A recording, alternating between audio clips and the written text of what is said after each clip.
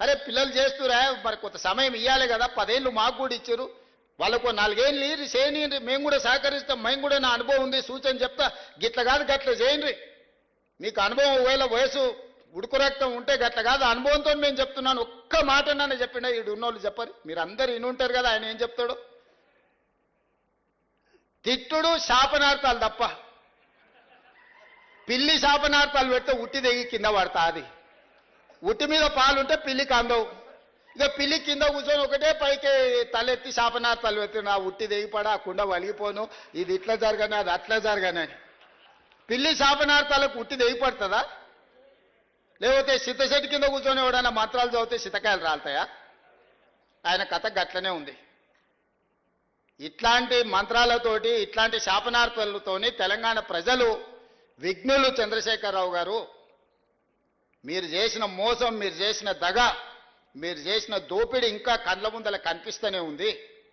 నువ్వు కనిపించినావంటే ఆ గాయం పచ్చిగై మళ్ళీ ప్రజలకు గుర్తొస్తుంది. నువ్వు దాచుకున్నావు, గదే పని చేయి, బయటికి రాకుండా. కొంతకాలానికన్నా జనాలు నువ్వు చేసిన పాపాలను మర్చిపోతారు. నువ్వు మళ్ళీ కనిపించినావంటే అన్నీ గుర్తుపడతారు. మేం చెప్తానే ఉన్నాం, అవుల పోరలు, ఆ పోరలు ఏందే అట్లిచ్చినావు ఊరి మీద కానీ చెప్పలే అసెంబ్లీలో. ఆయన గదే అన్నాడు ఆడ వేదిక మంది. ఈ పోరగాళ్ళని పిల్లల్ని పంపిస్తేనే వాళ్ళు చెప్పలేకపోతారని, వాళ్ళ పిల్లలు అవల మాటలు మాట్లాడుతారని నేను ఎప్పుడో చెప్పిన. అక్కడికొచ్చే చదువు నేర్పు. దళితుని ముఖ్యమంత్రిని చేస్తాను మోసం చేస్తూ కనీసం ఆ దళితుని ప్రతిపక్ష నాయకుడినన్నా చెయ్యి.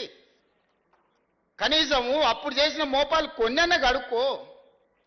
అంతే తప్ప ఆయన మాటలల్లా మళ్ళీ ముసుగు తోడుకొని రావాలనే ప్రయత్నం చేస్తుండు.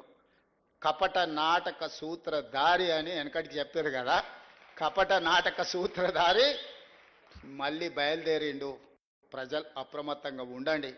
కార్మిక సోదరులారా, మేడేనా నేను మాట ఇస్తున్నా, ఏ వెసులుబాటు ఉన్నా ప్రతి రూపాయి మీ సంక్షేమం కోసం, మీ అభివృద్ధి కోసం, మీ పిల్లల చదువుల కోసం ఖర్చు పెట్టే బాధ్యత నాది. నమ్మండి నన్ను, 20 ఏళ్ళు మీకు అండగా నిలబడతా. నమ్ముకున్నోళ్లను కాపాడుకునే బాధ్యత మా ప్రభుత్వం చేస్తుంది. కులగణన చేస్తామన్నాం, చేసినాం. ఎస్సీ వర్గీకరణ చేస్తా అన్నాం, చేసినాం. ఉద్యోగాలు ఇస్తా అన్నాం, ఇచ్చినాం. సన్న బియ్యం ఇచ్చినాం. ఇవాళ ఆడబిడ్డలకు బస్సు ఉచితంగా ఇచ్చినాం. చెయ్యగలిగింది ప్రతిదీ చేస్తున్నాం. ఏదైనా సమస్య ఉంటే మీకే చెప్పుకుంటాం. మీరే మా పెద్దలు, మేము ఒకరి దగ్గరికి వెళ్ళి చెప్పుకునే అవసరం నాకేముందా? మీరందరు కలిస్తే, మీరందరూ మా అండగా నిలబడితే ఆ కుర్చీలో కూర్చున్నా. మా తాతలు ఇచ్చిన ఆస్తి కాదు ఆ కుర్చీ, మీరిచ్చిన కుర్చీ. మీకే చెప్పుకుంటే ఏమన్నా ఉంటే